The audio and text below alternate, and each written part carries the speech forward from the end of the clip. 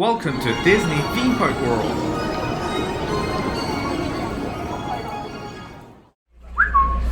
Welcome aboard Disney Resort Line Monorail. Continue on our journey starting from Resort Gateway Station, Tokyo DisneyLand Station, Bayside Station, and Tokyo DisneySea Station.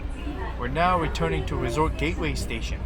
This completes a grand circle tour of Tokyo Disney Resort. All passengers are free to stay on board as long as they want. If you want another circle tour, certainly you can. Please enjoy your ride.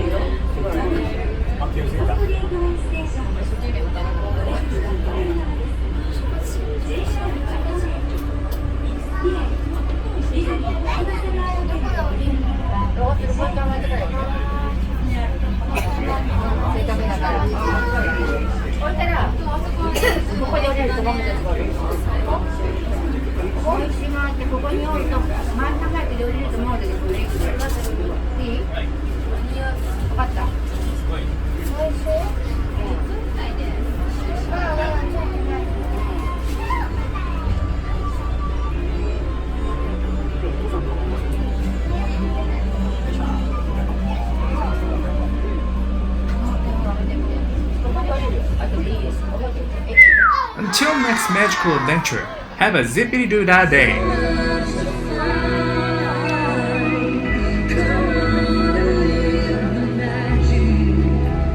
Please make sure to subscribe and see you real soon.